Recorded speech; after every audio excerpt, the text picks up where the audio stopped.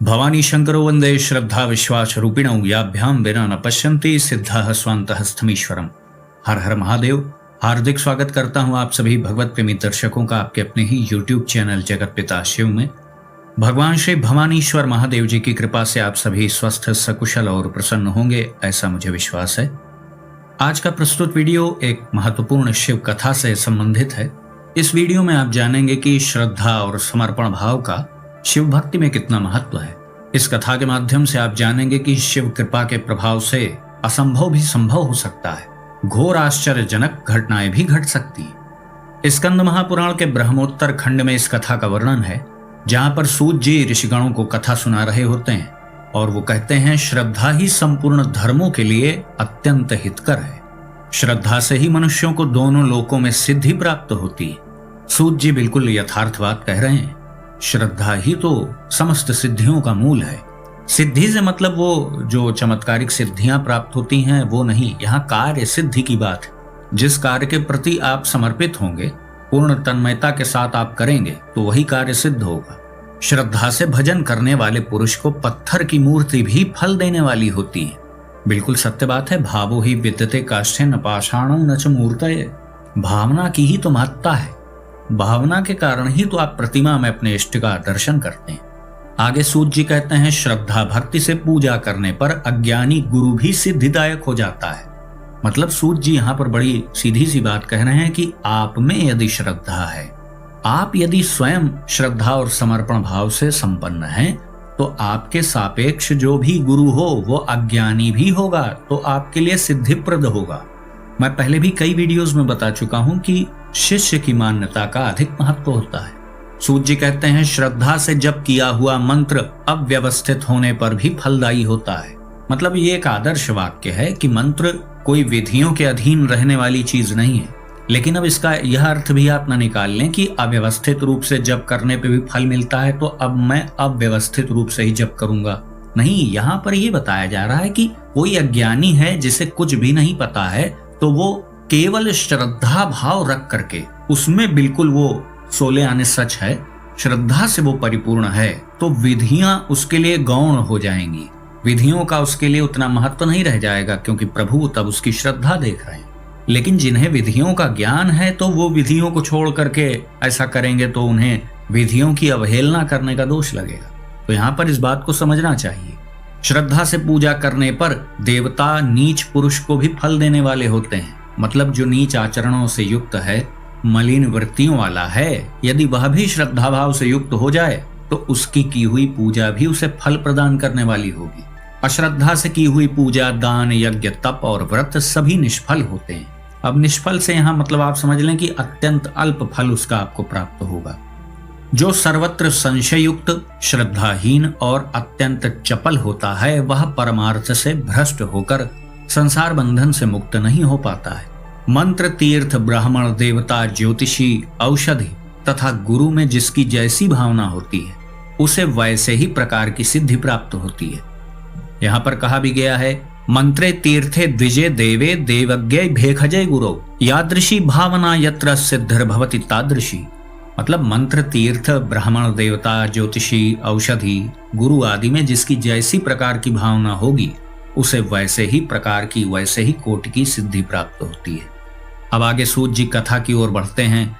सूत जी कहते हैं, इस विषय में एक अत्यंत अद्भुत उपाख्यान बतलाया जाता है, जिसके श्रवण से सब मनुष्यों की अश्रद्धा तत्काल दूर हो जाती है, अर्थात वो श्रद्धा भाव से युक्त हो जाते हैं। पूर्व काल में पांचाल देश के राजा का सिंह केतु नाम का एक विख्यात पुत्र था, जो समस्त उत्तम गुणों से युक्त और सदा क्षत्रिय धर्म में तत्पर रहने वाला था। एक दिन महाबली सिंह केतु कुछ सेवकों को साथ में लेकर के आखेट खेलने के लिए, यानी शिकार खेलने के लिए वन में गया। राजकुमार का कोई सेवक, जो शबर अर्थात जिसे भील कहते हैं, आखेट आदि करना जिनका कार्य होता है, उन्हें शबर या भील आदि कहते हैं, तो उसी कुल में उत्पन्न हुआ राजकुमार का एक सेवक था। शिकार की खोज में इधर उधर वह भी घूम रहा था राजकुमार के साथ। उसने एक टूटा फूटा गिरा पड़ा पुराना देवालय देखा। उसमें चबूतरे पर एक शिवलिंग स्थित था, जिसमें से शिवलिंग अलग और अर्घा अलग हो गया था। शिवलिंग अलग था और उसकी जलाधारी अलग थी।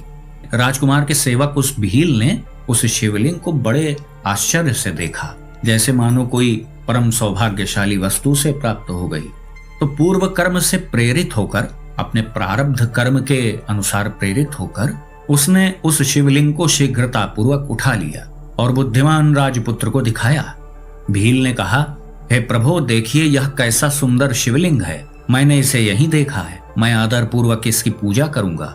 आप मुझे इसकी पूजा की विधि बता दें, जिससे मंत्र न जानने वाले मुझ जैसे पुरुषों के द्वारा भी की हुई पूजा से भगवान शिव जी प्रसन्न हो सके। भील के इस प्रकार पूछने पर उस राजकुमार ने कहा, शिवलिंग को शुद्ध आसन पर स्थापित करके सदा संकल्प पूर्वक नूतन जल से अभिषेक करें।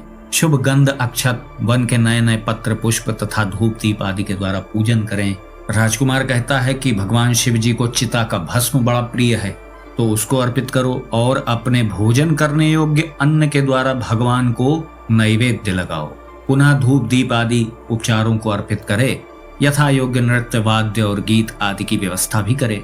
फिर नमस्कार आदि करके विधि पूर्वक भगवान का प्रसाद ग्रहण करना चाहिए।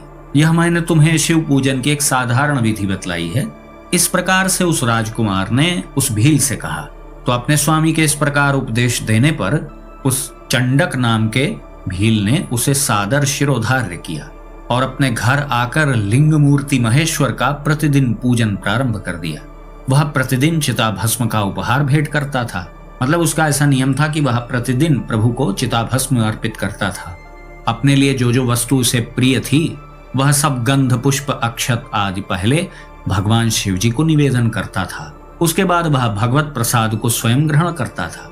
इस प्रकार वह अपनी पत्नी के साथ भक्ति पूर्वक भगवान महेश्वर की पूजा में संलग्न रहा। इस आराधना में उसके कई वर्ष बीत गए। एक दिन जब वह भील शिव पूजा के लिए बैठा, तब वह देखता है कि पात्र में चिता का भस्म थोड़ा भी नहीं बचा है। मतलब उसका जो चिता का भस्म था वह समाप्त हो गया था। तब वह तुरंत उठकर यत्र तत्र चिता भस्म ढूंढने लगा।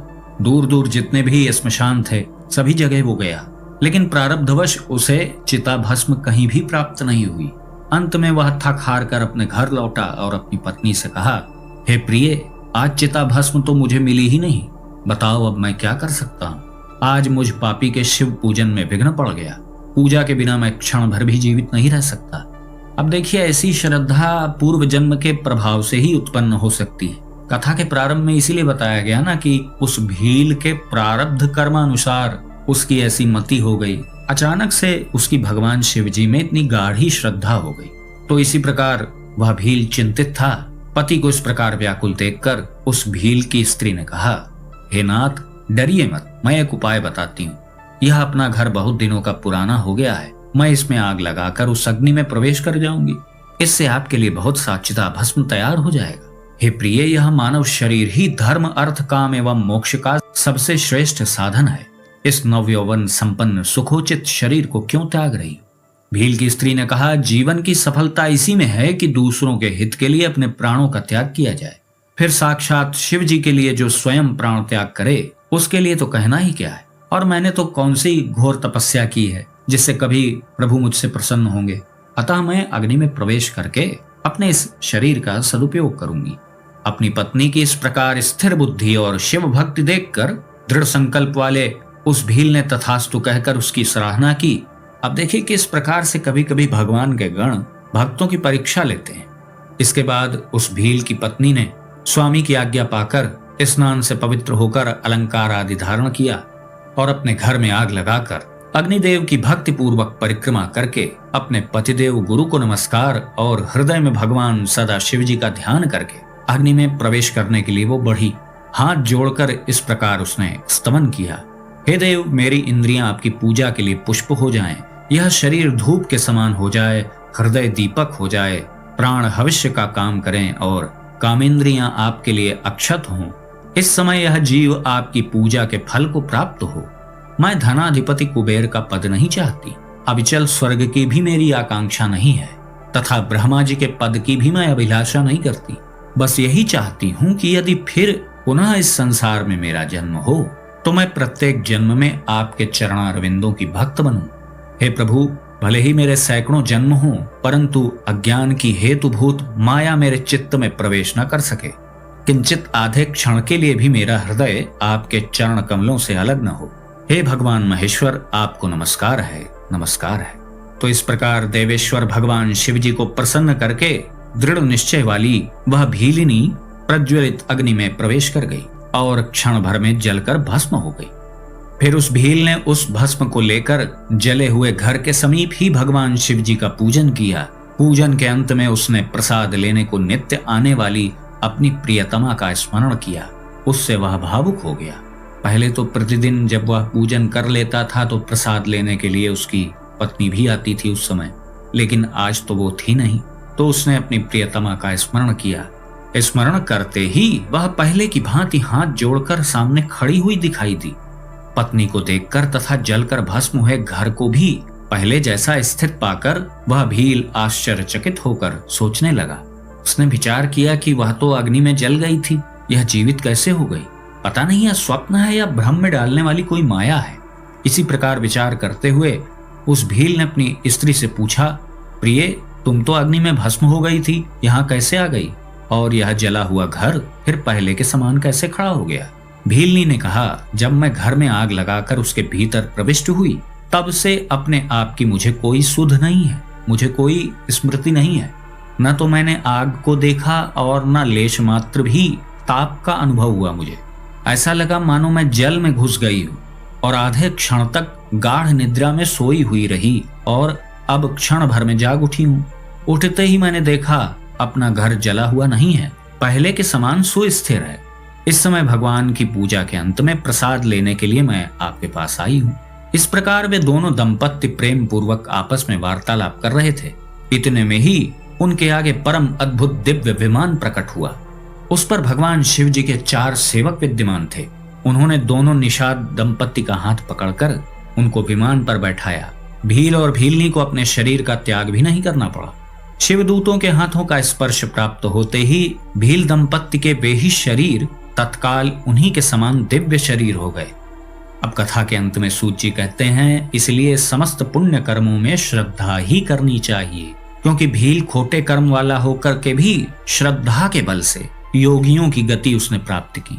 सूत जी कह रहे हैं कि सभी वर्णों में सबसे उत्तम जन्म पा लेने से, यानी सबसे उत्तम वर्ण में भी जन्म पा लेने से क्या लाभ है? संपूर्ण शास्त्रों का ज्ञान पा लेने वाली विद्या को ग्रहण करने के बाद भी यदि आप में श्रद्धा उत्पन्न नहीं हुई तो उस विद्या का क्या लाभ हुआ? यह सूत जी यहाँ पर कह रहे हैं। जिसके चित्त में सदा भगवान शिव जी की भक्ति बनी रहती है, उससे बढ़कर तीनों लोकों में कौन पुरुष धन्य है।